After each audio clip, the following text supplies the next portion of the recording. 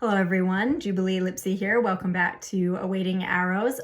I have not posted a video on this topic of just my journey of waiting for children for a while because honestly I've been just seeking the Lord more about it. The summer was very difficult, just partly because of feeling stuck in a depressed place. And if anyone is in this journey with me or dealing with any unmet desire really, but specifically infertility, waiting for children, you can feel almost gaslit by your own desires, and even the solutions or the potential solutions are triggering and adds to the problem, or can add to the problem, because you're just inundated with the medical institution is just so broken with the way that they approach this. And so on top of the burdens that you're feeling, you have to understand that most of the medical field is like, you have to prompt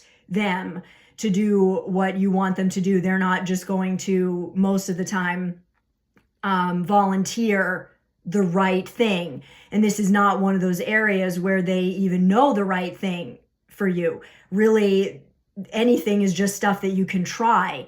And unless you're diagnosed with something, like even that is very difficult to pinpoint, what you can actually do about that. So just all that to say, it's a very tough place to be, because there isn't necessarily a specific answer that you can just jump on and do something about. So I've often said to people, this whole specific trial seems specifically designed to be the most difficult thing for me, because it goes against everything that all the ways that I operate, all the ways that most women operate, honestly. So I've just been really silent on this for a while, just because I've been trying to get back above the waves, so to speak, and find my footing in the Lord again. And speaking of finding my footing in the Lord, I have heard so many people say, and I can attest to this, that your being on this journey with the Lord makes all the difference. Because that will help you stay in a healthier place and view your life as as more than just that one thing. When you're pursuing the Lord, you know that your life has purpose and value, and that you're on a good path with a good Father, and this thing is part of it, that this is part of the journey, instead of just viewing this closed door as your entire existence right now. That's what leads to more depression. Depression will lose some of its power more and more as you seek the Lord. So prayer, obviously, is the main way that we connect with the Lord. And so it's our biggest lifeline. It's my biggest lifeline. And talking to God about infertility recently, or the wait for children recently, I realized that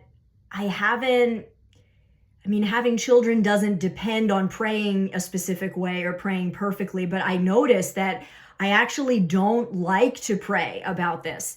And I just was shocked that I hadn't noticed this before, but I kind of dread talking to God about this, about having children, because it reminds me that I'm struggling to have children. It reminds me that now no one has children on their own. It is something you have to do with your spouse, and it is something that God has to empower. It's a new life. So there is some effort involved, and there is some supernatural involved. So no one does it on their own. But when you do it when you receive children without having to think about it, when you are not concerned about your health and your emotions are all over the place, and you're not financially ready, and you might not even be married, like all these people are just getting pregnant without being ready, or without saying one prayer about it, without shedding one tear over it.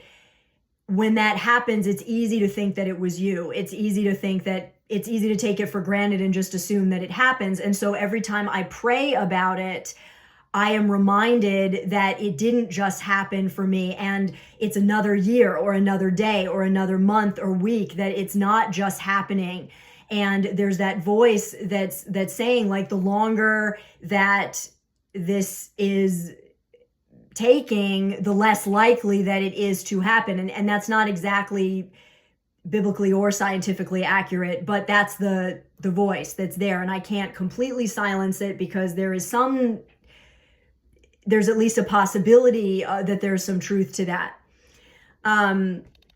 But I just realized, like, that's actually not okay. That it's understandable that I would dread praying about this, but the reason for that is actually off. The reasoning is off, because you shouldn't just approach God in prayer when you have a problem. None of us is perfect. Nobody's body functions absolutely perfectly, and we all are broken in some way. We all need God, even if we're healthy, even if, like, he's constantly operating behind the scenes. We depend on him so completely, and we should be praying before we get married for our spouse. We should be praying before we have kids for our kids. We should be praying before something bad happens.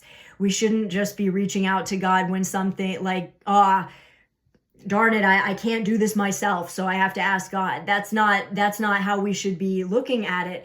And I realized, you know what? I want this to change. Lord, and so that's my encouragement to you today. If you find yourself dreading praying about this topic because it just reminds you of your lack, or it reminds you that it's not happening just by osmosis, remember that God ordains every birth, even the ones where people are not praying about it or not thinking about it. God is still at work, and you have the privilege of getting to partner with him in this. I am not one of the, and I'm not judging people. I'm just saying, in my life, I am not one of those people.